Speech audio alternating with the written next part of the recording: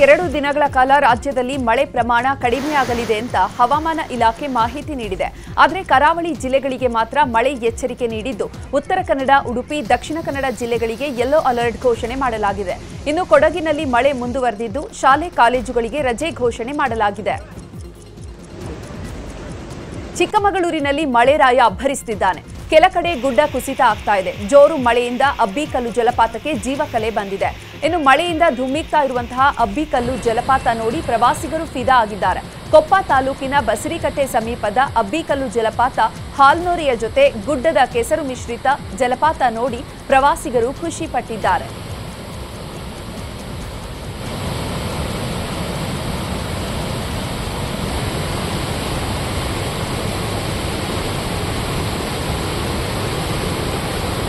ಇನ್ನೊಂದೆಡೆ ಮೂಡಿಗೆರೆ ತಾಲೂಕಿನ ಬಕ್ಕಿ ಗ್ರಾಮದಲ್ಲಿ ಭಾರೀ ಮಳೆಯಾಗಿದೆ. ಬಿರುಗಾಳಿ ಸಮೇತ ಧಾರಾಕಾರ ಮಳೆಯಾಗಿದ್ದು, ರಸ್ತೆಗಳು ಸಂಪೂರ್ಣವಾಗಿ ಜಲಾವೃತಗೊಂಡಿದೆ. ಜಲಾವೃತಗೊಂಡಿರುವಂತಹ ರಸ್ತೆಯಲ್ಲಿ ವಾಹನಗಳು ಸಂಚರಿಸ್ತಾ ಇವೆ.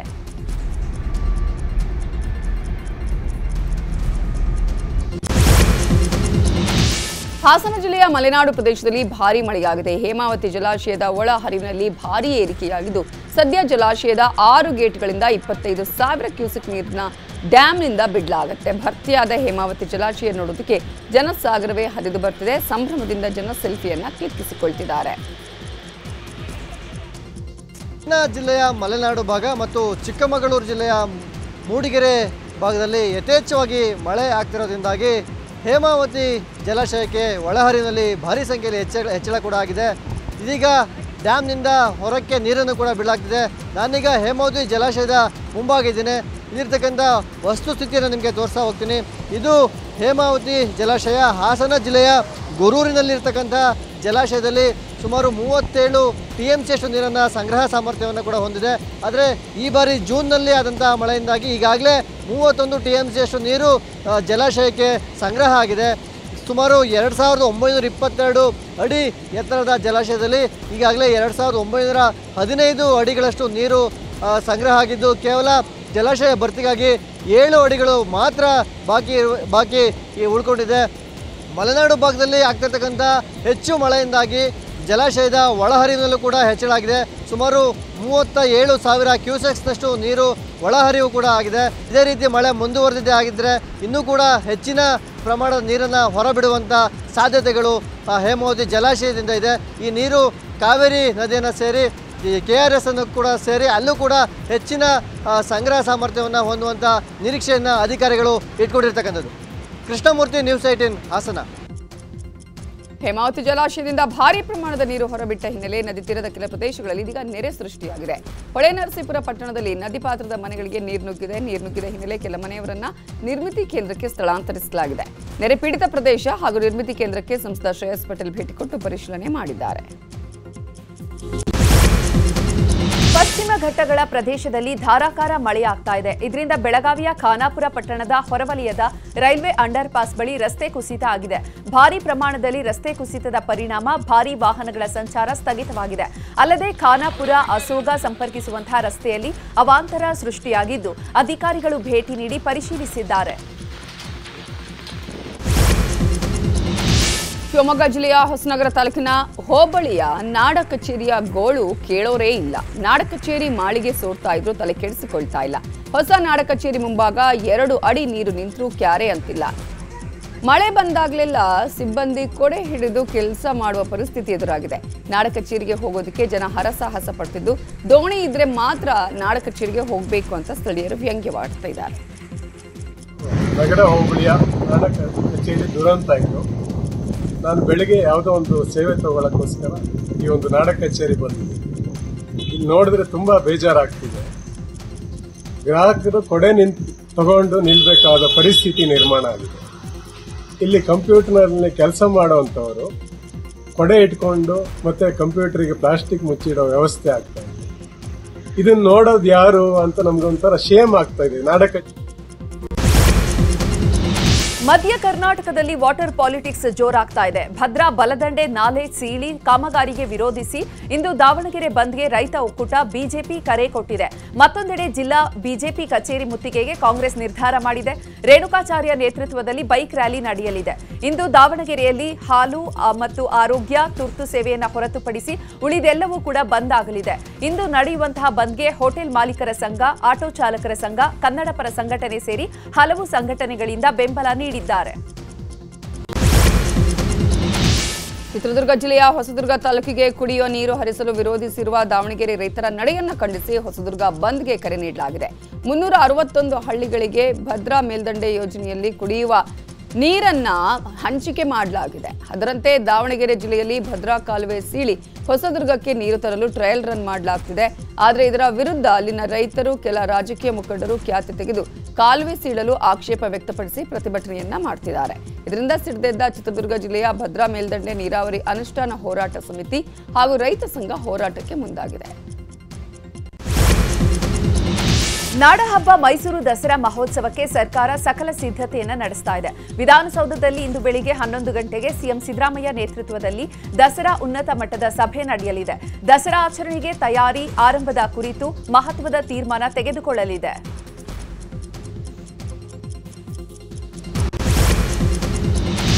ಚಲಿಸ್ತಾ ಇದ್ದ ಕಾರಿನ ಮೇಲೆ ಬೃಹತ್ ಮರ ಬಿದ್ದಿದ್ದು ಬೆಂಗಳೂರಿನ ಹಲಸೂರು ಕೆರೆ ಬಳಿ ಘಟನೆ ನಡೆದಿದೆ. ಮರ ಬಿದ್ದ ದೃಶ್ಯ ಕಾರಿನ ಡ್ಯಾಶ್ ಕ್ಯಾಮೆರಾದಲ್ಲಿ ಸೆರೆಯಾಗಿದೆ. ಕಾರಿನ ಮೇಲೆ ಮರ ಬೀಳ್ತಿದ್ದಂತೆ ಗಾಬರಿಗೊಂಡ ಚಾಲಕ ಸ್ಪೀಡ್ ಆಗಿ ಹೋಗಿದ್ದಾರೆ. ಈ ವೇಳೆ ಎದುರಿಗೆ ಬರ್ತಿದ್ದ ಆಟೋ ಕೂಡ ಮರ ಬಿದ್ದಿದ್ದನ್ನು ನೋಡಿ ಬಲಕ್ಕೆ ತಿರುಗಿಸಿದ್ದಾರೆ ಚಾಲಕ. ಈ ವೇಳೆ ಕಾರು ಆಟೋಗೆ ಡಿಕ್ಕಿ ಹೊಡೆದಿದೆ. ಘಟನೆಯಲ್ಲಿ ಯಾವುದೇ ಪ್ರಾಣಾಪಾಯ ಆಗಿಲ್ಲ.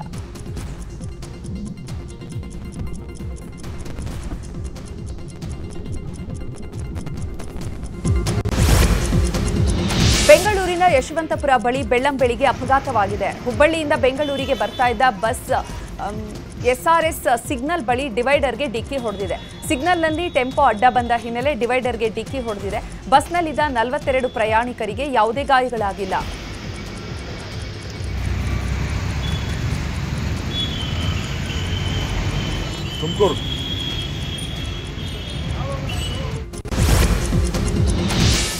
ಕೆಆರ್ಎಸ್ ಡ್ಯಾಂ ಬಳಿಯ ಕಾವೇರಿ ಆರತಿ ಸಂಬಂಧ ರಾಜ್ಯ ಸರ್ಕಾರಕ್ಕೆ ಹೈಕೋರ್ಟ್ ನೋಟಿಸ್ ಕೊಟ್ಟಿದೆ. ಕಾವೇರಿ ಆರತಿ ಹಾಗೆಯೇ ಅಮ್ಯೂಸ್ಮೆಂಟ್ ಪಾರ್ಕ್ ನಿರ್ಮಾಣದಿಂದ ಅಣೆಕಟ್ಟು, ಪರಿಸರ, ನದಿಗೆ ಅಪಾಯ ಆಗ್ತಿದೆ ಅಂತ ರೈತ ಹೋರಾಟಗಾರ್ತಿ ಸುನಂದಾ ಜಯರಾಮ್ ಹೈಕೋರ್ಟ್ಗೆ ಪಿಐಎಲ್ ಸಲ್ಲಿಸಿದ್ರು. ಅದರ ಅರ್ಜಿ ವಿಚಾರಣೆ ನಡೆಸಿದ ಹೈಕೋರ್ಟ್ ಕಾಮಗಾರಿಯ ಉದ್ದೇಶ ಏನು, ಕಾಮಗಾರಿ ಎಲ್ಲಿಗೆ ಬಂದಿದೆ, ಎಲ್ಲವನ್ನು ಸಾಕ್ಷ್ಯ ಸಮೇತವಾಗಿ ವರದಿ ಸಲ್ಲಿಸಿ ಅಂತ ರಾಜ್ಯ ಸರ್ಕಾರಕ್ಕೆ 2 ವಾರಗಳ ಗಡುವು ಕೊಟ್ಟಿದೆ. ಕೋರ್ಟ್ ನೋಟಿಸ್ ಕೊಡ್ತಾ ಇದ್ದಂತೆ ಮಂಡ್ಯದಲ್ಲಿ ರೈತರು ಸಂಭ್ರಮಾಚರಣೆ ಮಾಡಿದ್ರು. ನಮ್ಮ ರೈತ ಸಂಘದವರೇ ನಾವೇ ಮೊದಲು ಮಾಡ್ತೀವಿ, ಆಮೇಲೆ ರಾಜಕೀಯದವ್ರು ಮಾಡಲಿ. ರಾಜಕೀಯದವ್ರ ಬಾಗಿನ ಅರ್ಪಿಸೋ ಕಾರ್ಯಕ್ರಮ ಮೊದಲು ಮಾಡಿದ್ರೆ ನಿಜವಾಗ್ಲೂ ಕೊನೆಗಳಿಗೆಲ್ಲ ನೀರಿಲ್ದಂಗೆ ಹೋಯ್ತದೆ. ಆಮೇಲೆ ಮುಂದಿನ ವರ್ಷನೂ ಮಳೆನೇ ಬೀಳ್ದಂಗೆ ಹೋಯ್ತದೆ. ಅದಕ್ಕೋಸ್ಕರ ರೈತರು ನಾವು ಮೊದಲು ಬಾಗಿನ ಅರ್ಪಿಸಿದ ಮೇಲೆ ಆ ರಾಜಕೀಯ ವ್ಯಕ್ತಿಗಳು ಬಾಗಿನ ಅರ್ಪಿಸಬೇಕು ಅನ್ನೋದು ನಮ್ಮ ಹೋರಾಟ. ಸೆಪ್ಟೆಂಬರ್ನಲ್ಲಿ ಕ್ರಾಂತಿಯಾಗಲಿದೆ ಎಂಬ ಸಚಿವ ಕೆಎನ್ ರಾಜಣ್ಣ ಹೇಳಿಕೆಗೆ ಸಂಬಂಧಪಟ್ಟಂತೆ ಇದೇ ವಿಚಾರವಾಗಿ ಮಾತನಾಡಿದ ಸಿಎಂ ಸಿದ್ದರಾಮಯ್ಯ ಬದಲಾವಣೆ ಆಗುತ್ತೆ ಅಂತ ಹೇಳಿದ್ದಾರೆ. ಇಂತಹದೇ ಬದಲಾವಣೆ ಅಂತ ಹೇಳಿಲ್ಲ, ಸಣ್ಣ ಪುಟ್ಟ ಬದಲಾವಣೆ ಆಗುತ್ತೆ ಅಂತ ಹೇಳಿದ್ದಾರೆ. It is better to ignore it. Better to ignore it. It is deserved to be ignored. Rajanna. ಇನ್ನು ಗೃಹ ಸಚಿವ ಪರಮೇಶ್ವರ್ ಕೂಡ ಪ್ರತಿಕ್ರಿಯೆ ನೀಡಿದ್ದು, ರಾಜಣ್ಣ ಅವರಿಗೆ ಯಾವ ಮಾಹಿತಿ ಇದೆಯೋ ಗೊತ್ತಿಲ್ಲ, ನನಗೆ ಅದರ ಬಗ್ಗೆ ಯಾವುದೇ ಮಾಹಿತಿ ಇಲ್ಲ, ನನಗೆ ತಿಳಿದಿರುವ ಹಾಗೆ ಯಾವುದೇ ಬದಲಾವಣೆ ಆಗಲ್ಲ ಅಂತ ಹೇಳಿದ್ರು. ಅಲ್ಲ, ರಾಜಣ್ಣ ಅವರಿಗೆ ಯಾವ ಮಾಹಿತಿ ಇದೆಯೋ ಗೊತ್ತಿಲ್ಲ. ಅವರು ಸೆಪ್ಟೆಂಬರ್ ಅಕ್ಟೋಬರ್ನಲ್ಲಿ ಬದಲಾವಣೆ ಆಗುತ್ತೆ ಅನ್ನುವಂಥ ಮಾತನ್ನು ಆಡಿದ್ದಾರೆ. ಅವ್ರಿಗೆ ಯಾವುದೋ ಮಾಹಿತಿ ಇರಬೇಕು. ಇಲ್ಲದೇ ಇದ್ದರೆ ಒಬ್ಬ ಜವಾಬ್ದಾರಿ ಸ್ಥಾನದಲ್ಲಿರ್ತಕ್ಕಂಥ ಸಚಿವರು ಆ ಮಾತನ್ನ ಹೇಳೋದಕ್ಕೆ ಸಾಧ್ಯ ಇಲ್ಲ. ಅದು ನೀವು ಅವರನ್ನೇ ಕೇಳಿದರೆ ವಿವರವಾಗಿ. ಇನ್ನು ಡಿಕೆ ಶಿವಕುಮಾರ್ ಕೂಡ ಪ್ರತಿಕ್ರಿಯೆ ನೀಡಿದ್ದು, ಅವರೇನು ಹೇಳಿದ್ದಾರೋ ಅದು ಅವರಿಗೆ ಗೊತ್ತು, ನಾನು ಅವರನ್ನ ಕರೆದು ಮಾತನಾಡ್ತೇನೆ ಅಂದಿದ್ದಾರೆ.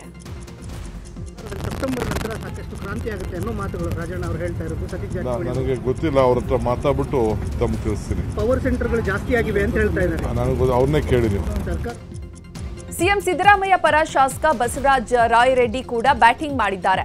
ನನ್ನ ಪ್ರಕಾರ ಯಾವುದೇ ಬದಲಾವಣೆ ಆಗೋದಿಲ್ಲ. ಇನ್ನು 2 ವರ್ಷ 9 ತಿಂಗಳು ಸಿದ್ದರಾಮಯ್ಯರವರೇ ಸಿಎಂ ಆಗಿರ್ತಾರೆ ಎಂದಿದ್ದಾರೆ. ನನ್ನ ಪ್ರಕಾರ ಶಾಸಕರ ಬಹುಮತ ಸಿದ್ದರಾಮಯ್ಯ ಪರ ಇದೆ ಎಂದಿದ್ದಾರೆ. ನಾವು ಏನು ಕಡಿಮೆ ಇದ್ದೀವಿ, ಅವ್ರಿಗೆ ಅಡ್ವೈಸ್ ಮಾಡ್ತೇವೆ, ಸ್ಟ್ರಾಂಗ್ ಮಾಡ್ತೇವೆ, ಒಳ್ಳೆ ಆಡಳಿತ ಕೊಡಬೇಕನ್ನೋದು ನಮ್ಮ ಆಸೆ. ಸ್ವಾಭಾವಿಕವಾಗಿ ಈಗ ಕಾಲದ ಬದಲಾವಣೆ ಆದಾಗ ಆ ಟರ್ಮ್ನಾಗ ಹಂಗಿತ್ತಪ್ಪ, ಇದು ಈ ಟರ್ಮ್ನಾಗ ಹಿಂಗಿತ್ತು, ನೀವು ಮೊದಲಂಗೆ ಆಗ್ರಿ ಅಂತ ನಾವು ಅಡ್ವೈಸ್ ಮಾಡ್ತಾ ಇದ್ದೀವಿ. ಇನ್ನು 3 ವರ್ಷ. ರಾಜಣ್ಣ ಸೆಪ್ಟೆಂಬರ್ ಕ್ರಾಂತಿ ಹೇಳಿಕೆಗೆ ಸಚಿವ ಎಂಬಿ ಪಾಟೀಲ್ ಕೂಡ ಪ್ರತಿಕ್ರಿಯೆ ನೀಡಿದ್ದಾರೆ. ನಮ್ಮಲ್ಲಿ ಕ್ರಾಂತಿಗಳು ಎಲ್ಲ ನಡೆಯೋಲ್ಲ. ಪಕ್ಷದಲ್ಲಿ ಏನೇ ಇದ್ರೂ ಹೈಕಮಾಂಡ್ ತೀರ್ಮಾನಿಸುತ್ತೆ. ಕಾಲಕಾಲಕ್ಕೆ ಏನಾಗಬೇಕು ಅದು ಆಗುತ್ತೆ ಎಂದಿದ್ದಾರೆ. ಮುಖ್ಯಮಂತ್ರಿಗಳು ನಮ್ಮಲ್ಲಿ ಕಾಂಗ್ರೆಸ್ ಪಕ್ಷದಾಗ ಯಾವುದು ಕೂಡ ಕ್ರಾಂತಿಗಳು ಇದು ಎಲ್ಲ ನಡೆಯೋಲ್ಲ. ನಾವು ಕಾಂಗ್ರೆಸ್ ಪಕ್ಷ ಸ್ವಾತಂತ್ರ್ಯ ಕ್ರಾಂತಿಯಲ್ಲಿ ಭಾಗವಹಿಸಿದ್ರೆ ಏನೋ ಹೌದು. ಹೀಗಾಗಿ ನಮ್ಮಲ್ಲಿ ಪಕ್ಷದಲ್ಲಿ ಏನೇ ಇದ್ರೂ ಕೂಡ ಅದು ಕಾಂಗ್ರೆಸ್ ಪಕ್ಷದ ಹೈಕಮಾಂಡು, ನಮ್ಮ ಮುಖ್ಯಮಂತ್ರಿಗಳು, ಉಪಮುಖ್ಯಮಂತ್ರಿಗಳು, ನಮ್ಮ ಅಧ್ಯಕ್ಷರು ಎಲ್ಲರೂ ಇದ್ದಾರೆ. ಕಾಲಕ್ಕೂ ಕೂಡ ಏನೆಲ್ಲ ಆಗಬೇಕು ಅನ್ನೋದು ಹೈಕಮಾಂಡ್ ತೀರ್ಮಾನಗಳನ್ನು ಮಾಡ್ತಿರ್ತದೆ. ಹೀಗಾಗಿ ಯಾವ ಕ್ರಾಂತಿನೂ ಇಲ್ಲ, ಯಾವುದನ್ನು ಕೂಡ ಇಲ್ಲಿ ನಮ್ಮ ರಾಜ್ಯದಲ್ಲಿ ಆಗುವಂಥ ಪ್ರಶ್ನೆ ಇಲ್ಲ. ಅದು ಯಾವ ರೀತಿ ಅರ್ಥದಲ್ಲಿ ಅವ್ರು ಹೇಳಿದ್ದಾರೆ, ಅವ್ರ ಹಿರಿಯರು, ಅವ್ರು ಯಾವ ಅರ್ಥದ. ಸಚಿವ ರಾಜಣ್ಣ ಸೆಪ್ಟೆಂಬರ್ ಕ್ರಾಂತಿ ಬಗ್ಗೆ ಹೇಳಿಕೆಗೆ ದೆಹಲಿ ವಿಶೇಷ ಪ್ರತಿನಿಧಿ ಟಿಬಿ ಜಯಚಂದ್ರ ಪ್ರತಿಕ್ರಿಯೆ ಕೊಟ್ಟಿದ್ದಾರೆ. ರಾಜಣ್ಣ ಯಾವಾಗಲೂ ಏನಾದರೂ ಒಂದು ಹೇಳ್ತಾನೆ ಇರ್ತಾರೆ. ರಾಜಣ್ಣ ಹೇಳಿಕೆಗಳು ಪಕ್ಷಕ್ಕೆ ಮುಜುಗರ ಉಂಟು ಮಾಡಿಲ್ಲ. ಇದು ಜನತಂತ್ರ ವ್ಯವಸ್ಥೆಯಲ್ಲಿ ಸಾಮಾನ್ಯವಾಗಿ ಬರುವಂಥದ್ದು. ಇದನ್ನೆಲ್ಲ ವೈಭವೀಕರಿಸುವುದು ಬೇಡ ಅಂತ ಹೇಳಿದ್ದಾರೆ. ಇನ್ನು 5 ವರ್ಷದಲ್ಲಿ 2 ವರ್ಷ ಮುಗಿದಿದೆ, ಇನ್ನು 3 ವರ್ಷ ಇದೆ, ಏನಾಗುತ್ತೆ ಅನ್ನುವಂತಹ ಊಹಾಪೋಹ ಇದ್ದೇ ಇರುತ್ತೆ ಅಂತ ಹೇಳಿದ್ದಾರೆ. 5 ವರ್ಷದಲ್ಲಿ ಈಗ 2 ವರ್ಷ ಮುಗಿದಿದೆ, ಇನ್ನು 3 ವರ್ಷ ಇದೆ. ಸ್ಪೆಕ್ಯುಲೇಷನ್ನು ಇದ್ದೇ ಇರ್ತದೆ. ಇದು ಏನಾಗ್ತದೆ, ಏನು ಕತೆ ಇರ್ತದೆ. ಅದು ಏನೇ ಮಾಡೋದಾದರೂ ಕೂಡ ಹೈಕಮಾಂಡ್ನವರು ಕೂತ್ಕೊಂಡು ತೀರ್ಮಾನ ಮಾಡ್ತಾರೆ. ಅದು ಯಾರಿಗೂ ಕೂಡ ಹೇಳೋದು ಇಲ್ಲ, ಗೊತ್ತೂ ಆಗೋದಿಲ್ಲ. ಅಂಥ ಸಂದರ್ಭ. ರಾಜ್ಯ ಬಿಜೆಪಿಯಲ್ಲಿನ ಗೊಂದಲದ ಬಗ್ಗೆ ಮಾಜಿ ಸಂಸದ ಜಿಎಂ ಸಿದ್ದೇಶ್ವರ್ ಬೇಸರ ವ್ಯಕ್ತಪಡಿಸಿದ್ದಾರೆ. ನಾನು ಸತ್ತ ಮೇಲೆ ಬಿಜೆಪಿಯಲ್ಲಿ ಎಲ್ಲವೂ ಸರಿ ಹೋಗಬಹುದು ಅಂತ ಹೇಳಿದ್ದಾರೆ. ಚುನಾವಣೆ ಬಂದ ನಂತರ ಬನ್ನಿ ಎಲ್ಲವೂ ಸರಿ ಹೋಗುತ್ತೆ ಎಂದಿದ್ದಾರೆ. ಹಂಗೆ ಈಗ ಇನ್ನೂ 3 ವರ್ಷ ಇದೆ ಚುನಾವಣೆ ಬಂದಾಗ ನೀವು ಬರ್ರಿ 6 ತಿಂಗಳು ಮುಂಚೆ ಏನೇನಾಗುತ್ತೆ ಅದನ್ನು ಕಾದು ನೋಡಿ. ಅದು ಎಲ್ಲ ನೀವು ವರದಿ ನಮ್ಮ ರಾಜ್ಯಾಧ್ಯಕ್ಷರಿಗೆ ಕಳಿಸ್ಕೊಡ್ರಿ. ಏನದು ಬಂದಿದೆಯಲ್ಲ ಅದು ರಾಜ್ಯಾಧ್ಯಕ್ಷ ಕಳಿಸ್ಕೊಡ್ರಿ, ಅದೇ ಕ್ರಮ ಅಂತ ತಗೊಳ್ಳು. ಇಲ್ಲಪ್ಪ, ನಾನು ಶಿವಗಂಗಾ ಬಸವರಾಜ್ಗೂ ನನಗೂ ಸಂಬಂಧವೇ ಇಲ್ಲ. ಅವನೆಂದು ಯಾವುದೋ ಒಂದು ಸರಿ 2 ವರ್ಷದಾಗ ಒಂದು ಸರಿ ಮಾತ್ರ ಅವ್ನು ಭೇಟಿಯಾಗಿದ್ದೆ, ಯಾವುದೋ ಒಂದು ಚನ್ನಗಿರಿ ಒಳಗೆ. ಅದು ಬಿಟ್ಟರೆ ಮದುವೆಗೆ ಫೋನ್ ಮಾಡಿ ಕರೆದಿದ್ದೆ, ಅಷ್ಟು ಬಿಟ್ಟರೆ ನನಗೂ ಅವನಿಗೂ ಸಂಬಂಧ ಇಲ್ಲ. ನಾನು ಶಿವಗಂಗಾ ಬಸವರಾಜ್ ಎಂದೂ ಮಾತಾಡಲಿ, ಎಂದೂ ಹೋಗಿಲ್ಲ. ಯಾವ ಬಣ ರೀ, ನಾವೇ ಒರಿಜಿನಲ್ BJP. ಇಲ್ಲಿ ಬಣ ಅಂತೀರಿ, ಬಡ್ಕೊಂತೀರ. ನಾವು ಒರಿಜಿನಲ್ BJP. ನಾನೇನು KGP ಕಟ್ಟಿಲ್ಲ, ನಾನೇನು ಬ್ರಿಗೇಡ್ ಕಟ್ಟಿಲ್ಲ. I am A pure BJP. ಏನಪ್ಪ, ನಾನು ಸತ್ಮೇಲೆ ಸರಿ ಹೋಗ್ಬೋದೇನು ನೋಡಪ್ಪ. ಬಿಜೆಪಿ ಪಕ್ಷದಲ್ಲಿ ಎಲ್ಲವೂ ಸರಿ ಇಲ್ಲ ಅನ್ನೋ ವಿಚಾರದ ಬಗ್ಗೆ ಮಾಜಿ ಸಚಿವ ಮುರುಗೇಶ್ ನಿರಾಣಿ ಪ್ರತಿಕ್ರಿಯೆ ಕೊಟ್ಟಿದ್ದಾರೆ. ನಾನು ವಿಜೇಂದ್ರ ಅವರಿಗೆ ಈ ಬಗ್ಗೆ ಸಾಕಷ್ಟು ಬಾರಿ ಹೇಳಿದ್ದೇನೆ. ಹಿರಿಯರು ಎಲ್ಲರನ್ನ ಒಗ್ಗಟ್ಟಾಗಿ ತಗೊಂಡು ಹೋದ್ರೆ ಅಧಿಕಾರಕ್ಕೆ ಬರಬಹುದು ಅಂತ ಹೇಳಿದ್ದಾರೆ. ಇದೇ ವೇಳೆ ಬಿಜೆಪಿಯಿಂದ ಉಚ್ಚಾಟಿತರಾದವರು, ಪಕ್ಷ ಬಿಟ್ಟವರು ಪಕ್ಷ ಸೇರುವ ಬಗ್ಗೆ ನಿರಾಣಿ ಸುಳಿವು ಕೊಟ್ಟಿದ್ದಾರೆ.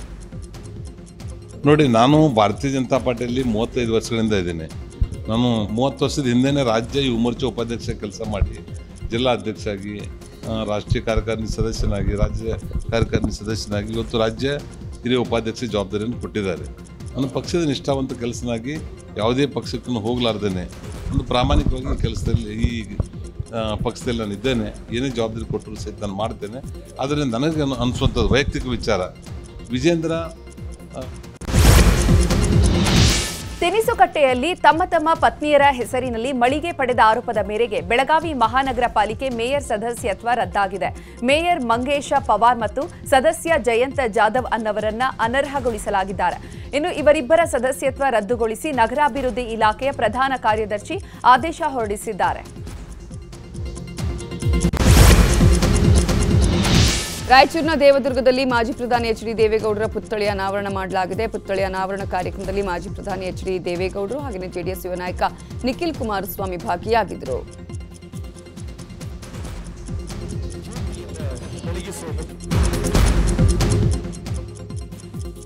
ಈ ವೇಳೆ ಮಾತನಾಡಿರುವ ಮಾಜಿ ಪ್ರಧಾನಿ ಎಚ್.ಡಿ. ದೇವೇಗೌಡರು, ನಮ್ಮ ಮುಖಂಡರು ಪುತ್ಥಳಿ ಮಾಡಿಸಿದ್ದಾರೆ, ಇದರ ಉದ್ಘಾಟನೆಗೆ ಬಂದಿದ್ದೇನೆ ಅಂದ್ಕೊಳ್ಬೇಡಿ, ನಿಮ್ಮನ್ನ ನೋಡಲು ಬಂದಿದ್ದೇನೆ, ನಾನೊಬ್ಬ ಸಾಮಾನ್ಯ ರಾಜಕಾರಣಿ ಅಂತ ಹೇಳಿದ್ರು.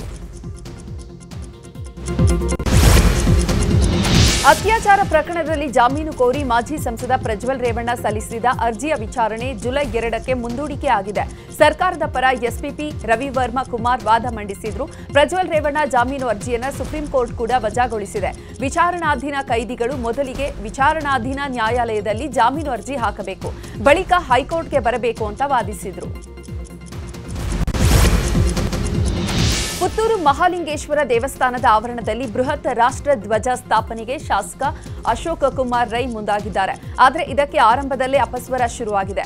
ಶಾಸಕರ ನಿರ್ಧಾರಕ್ಕೆ ದೇವಸ್ಥಾನದ ಭಕ್ತರು ವಿರೋಧ ವ್ಯಕ್ತಪಡಿಸಿದ್ದು, ಯಾವುದೇ ಕಾರಣಕ್ಕೂ ರಾಷ್ಟ್ರಧ್ವಜವನ್ನ ದೇವಸ್ಥಾನದ ಆವರಣದಲ್ಲಿ ಹಾಕಬಾರದು, ರಾಷ್ಟ್ರಧ್ವಜಕ್ಕೂ ಧಾರ್ಮಿಕ ಆಚರಣೆಗಳಿಗೂ ಯಾವುದೇ ಸಂಬಂಧವಿಲ್ಲ, ರಾಷ್ಟ್ರಧ್ವಜವನ್ನ ದೇವಸ್ಥಾನದಲ್ಲಿ ಹಾಕಿದಲ್ಲಿ ಹಲವು ಸಮಸ್ಯೆ ಎದುರಾಗುತ್ತೆ ಎಂದಿದ್ದಾರೆ. ಧಾರವಾಡದ ಟಿಕಾರೆ ರಸ್ತೆಯಲ್ಲಿ ನಕಲಿ ಚಿನ್ನ ಮಾರಾಟಕ್ಕೆ ಯತ್ನಿಸಿದ ವಂಚಕರಿಬ್ಬರಿಗೆ ಸಾರ್ವಜನಿಕರಿಂದ ಗೂಸ ಬಿದ್ದಿದೆ. ಕಳೆದ 15 ದಿನಗಳಿಂದ ಓಡಾಡಿಕೊಂಡಿದ್ದ ಈ ವಂಚಕರು ವ್ಯಾಪಾರಸ್ಥರಿಗೆ ಚಿನ್ನ ತೋರಿಸಿ ಕಡಿಮೆ ಬೆಲೆಗೆ ಮಾರಾಟಕ್ಕೆ ಯತ್ನ ಮಾಡ್ತಿದ್ರಂತೆ. ಇನ್ನು ಆರಂಭದಲ್ಲಿ ಅಸಲಿ ಚಿನ್ನ ತೋರಿಸಿದ ಖದೀಮರು ಬಳಿಕ ಹಣ ಕೊಡುವ ವೇಳೆ ನಕಲಿ ನೀಡಿ ವಂಚಿಸ್ತಾ ಇದ್ರಂತೆ. ಸ್ಕೀಮ್ ಆಗಿತ್ತು ಅಂತ ಗೊತ್ತಾಗಿತ್ತು ನನಗೆ. ಇವತ್ತು ಅಚಾನಕ್ ಬಂದ್ಬಿಟ್ರು ಅವರು. ಬಂದು ಅದೇ ಸೇಮ್ ಪ್ರಾಬ್ಲಮ್ ಅಂತ ನಂಗೆ ಗೊತ್ತಾಯ್ತು, ಅವರೇ ಇದಾರಂತ ನಂಗೆ ಡೌಟ್ ಬಂತು. ಅದೇ ಸೇಮ್ ಸಿಲ್ವರ್ ಕಾಯಿನ್, ಗೋಲ್ಡ್ ಅದೆಲ್ಲ ಮತ್ತೆ ಸೇಮ್ ರಿಪೀಟ್. ನಮಗೆ ಹಂಪಿಯಲ್ಲಿ ಕೆಲಸ ಮಾಡ್ತೀವಿ, ಅಲ್ಲಿ ಸಿಕ್ತು. ಅವ್ರಿಗೂ ಎಲ್ಲ ಮೈಸೂರು ಅಂದ್ರು, ನನಗೆ ಹಂಪಿ ಅಂದ್ರು. ಸೇಮ್ ಸಿಕ್ತ ಅಂದ್ರ ನನಗೆ ಗೊತ್ತಾಯ್ತು. ಅವ್ರು ನಮ್ಗೆ ಕಾಲ್ ಮಾಡಿಬಿಟ್ಟೆ. ಕಾಲ್ ಮಾಡಿ ಅವ್ರು ಕರ್ಸ್ಬಿಟ್ಟು ಎಲ್ಲರೂ ಕರ್ಸ್ಬಿಟ್ಟು ಬಂಗಾರ ತೊಗೊಂಡ್ಬಿಟ್ರೆ 4-5 ಮಂದಿ ಎಲ್ಲ ಅಂಗಡಿ ಅಡ್ಡಾಡ್ತಾರೆ. ಬ್ಯಾಳಿ ಸಿಕ್ಕೈತಿ, ಮತ್ತೆ ಬ್ಯಾಳಿ ತೋರಿಸ್ತಾರೆ, ನಿಮ್ಗೆ ಎಲ್ಲರಿಗೂ ಬ್ಯಾಳಿ ತೋರಿಸ್ತಾರೆ. ಆಮೇಲೆ 2 ಬಂಗಾರ ಗುಂಡು ಕೊಡ್ತಾರೆ, ಚೆಕ್ ಮಾಡಿಸ್ರಿ ನಾವು ಬಂಗಾರ ಸಿಕ್ಕೈತಿ ಹಂಪಿನಾಗ ಮೈಸೂರಿನಾಗ ಅಂತೇಳಿ ಎಲ್ಲಾರು ಹೇಳ್ತಾರೆ. ಇವತ್ತು ಹುಡುಗರು ನಮ್ಮ ಕೈಯಾಗ ಸಿಕ್ಬಿಟ್ಟಾವ. ಎಲ್ಲಾರು ಸ್ಕೀಮ್ ಹಾಕ್ತಾರವ್ರೆ. 5 ಲಕ್ಷ 10 ಲಕ್ಷ 20 ಲಕ್ಷ ಯಾವ ಕಡೆ ಸಿಕ್ಕದ ಎಲ್ಲ ತಗೊಂಡ್ಕರವ್ರೆ. ಬೀದರ್ನ ಗೊರನಹಳ್ಳಿ ಕೆರೆಯ 16 ಎಕರೆ ಜಾಗ ಒತ್ತುವರಿ ಮಾಡಿಕೊಂಡಿದ್ದಾರೆ. ಕೆರೆ ಕಬ್ಜಾ ಮಾಡಿ ಶಾಹೀನ್ ಶಿಕ್ಷಣ ಸಂಸ್ಥೆ ವಾಹನ ಪಾರ್ಕಿಂಗ್ ನಿರ್ಮಿಸಿಕೊಂಡಿದೆ. ಅಲ್ಲದೆ ಕೆರೆ ಜಾಗದಲ್ಲಿ ರಸ್ತೆ, ಮನೆ, ಸ್ಮಶಾನ ತಲೆ ಎತ್ತಿದ್ದು ಹಲವು ವರ್ಷಗಳಿಂದ ಕೆರೆ ಒತ್ತುವರಿಯಾಗಿದ್ರು ಜಿಲ್ಲಾಡಳಿತ, ಜನಪ್ರತಿನಿಧಿಗಳು ಜಾಣ ಮೌನ ವಹಿಸಿದ್ದಾರೆ. ಗೊರನಹಳ್ಳಿ ಕೆರೆಗೆ ನಿತ್ಯ ಅಪಾರ ಪ್ರಮಾಣದ ತ್ಯಾಜ್ಯ ನೀರು ಸೇರ್ಪಡೆಯಾಗ್ತಿದ್ರು ಅಧಿಕಾರಿಗಳು ಕಣ್ಮುಚ್ಚಿ ಕೂತಿದ್ದಾರೆ. ಗೊರನಹಳ್ಳಿ ಕೆರೆ ಅಭಿವೃದ್ಧಿಗೆ 15 ಕೋಟಿ ರೂಪಾಯಿ ಮೀಸಲಿಡಲಾಗಿದೆ. ಆದರೆ ಇಷ್ಟೆಲ್ಲ ಆಗ್ತಿದ್ರು ಸಂಬಂಧಪಟ್ಟ ಅಧಿಕಾರಿಗಳು ಕಣ್ಮುಚ್ಚಿ ಕೂತ್ರ ಅನ್ನುವ ಅನುಮಾನ ಮೂಡಿದೆ. ವ್ಯಾಪ್ತಿಯಲ್ಲಿ ಏನು ಶಾಹೀನ್ ಶಿಕ್ಷಣ ಸಂಸ್ಥೆ ಮತ್ತು ಸ್ಥಳೀಯರು ಏನು ಅಲ್ಲಿಂದ ಮನೆಗಳಾಗಲಿ ಮತ್ತು ಸ್ಮಶಾನ ಅಲ್ಲಿ ಕೆರೆ ಒತ್ತುವರಿ ಮಾಡ್ಯಾರ್ರಿ. ಕೆರೆ ಒತ್ತುವರಿ ಮಾಡಿ ಅಲ್ಲಿ ಪಾರ್ಕಿಂಗ್ ವ್ಯವಸ್ಥೆ ಮಾಡ್ಕೊಂಡು ಒಟ್ಟು ಒಂದು 72 ಎಕರೆ ಕೆರೆದು ಪೂರ ಅಲ್ಲಿ ಕಬ್ಜಾ ಮಾಡ್ಯಾರ್ರಿ ಸ್ಥಳೀಯರು. ಮತ್ತು ಥೋಡೆ ಒಂದು ಏನಂತಾರ ಸ್ಮಶಾನ ಭೂಮಿ ಕಡೆಯಿಂದ ಮಾಡ್ಕೊಂಡ್ರ, ಮತ್ತು ಥೋಡೆ ಗುಡಿಸಿಲು ಹಾಕೊಂಡ್ರ, ಮತ್ತು ಥೋಡೆ ಆಲ್ರೆಡಿ ಸರ್ವೆ ನಡೀಲತ್ತದ ಎಲ್ಲ ಪಾರ್ಕ್ದು, ಗಾರ್ಡನ್ದು ಯಾರ್ಯಾರು ಇನ್ಕ್ಲೂಡೆಡ್ ಆಗಿತ್ತು. ಕುಡಿದ ಅಮಲಿನಲ್ಲಿ ಯದ್ವಾ ತದ್ವಾ ಟ್ರ್ಯಾಕ್ಟರ್ ಚಾಲನೆ ಮಾಡಿ ಸಿಕ್ಕ ವಾಹನಗಳಿಗೆ ಗುದ್ದಿರುವ ಘಟನೆ ಬಾಗಲಕೋಟೆಯ ಇಳಕಲ್ ನಗರದ ಗೋರಬಾಳ ನಾಕಾ ಬಳಿ ನಡೆದಿದೆ. ವೃದ್ಧ ಹಾಗೂ ಮೊಮ್ಮಗನಿಗೆ ಟ್ರ್ಯಾಕ್ಟರ್ ಡಿಕ್ಕಿ ಹೊಡೆದಿದೆ. ನಂತರ ರಸ್ತೆಯಲ್ಲಿರುವ ಬೈಕ್ ಹಾಗೂ ವಾಹನಗಳಿಗೆ ಟ್ರ್ಯಾಕ್ಟರ್ ಡಿಕ್ಕಿ ಹೊಡೆದಿದೆ. ಸಿಟ್ಟಿಗೆದ್ದ ಜನ ಚಾಲಕನನ್ನ ಅರೆಬೆತ್ತಲೆ ಮಾಡಿ ಕಂಬಕ್ಕೆ ಕಟ್ಟಿ ಥಳಿಸಿ ಪೊಲೀಸರಿಗೆ ಒಪ್ಪಿಸಿದ್ದಾರೆ. ನಡು ರಸ್ತೆಯಲ್ಲೇ ಬಸ್ ಕೆಟ್ಟು ನಿಂತಿದ್ದರಿಂದ ಪ್ರಯಾಣಿಕರು ಪರದಾಡುವಂತಾಗಿದೆ. ಯಾದಗಿರಿಯಿಂದ ಸೇಡಂನತ್ತ ಹೊರಟಿದಂತಹ ಡಕೋಟಾ ಬಸ್ನ ಹೆಡ್ಲೈಟ್ ಏಕಾಏಕಿ ಆಫ್ ಆಗಿದೆ. ಕತ್ತಲಲ್ಲಿ ಬಸ್ ಓಡಿಸಲಾಗದೆ ವಾಹನವನ್ನು ಸೈಡಿಗೆ ಹಾಕಿ ಪ್ರಯಾಣಿಕರನ್ನ ಕೆಳಗಿಳಿಸಿದ್ದಾರೆ. ಇದರಿಂದ ಪ್ರಯಾಣಿಕರು ಸುಮಾರು 1 ಗಂಟೆಗೂ ಹೆಚ್ಚು ಕಾಲ ಕತ್ತಲಲ್ಲೇ ಕುಳಿತುಕೊಳ್ಳುವಂತಾಗಿತ್ತು.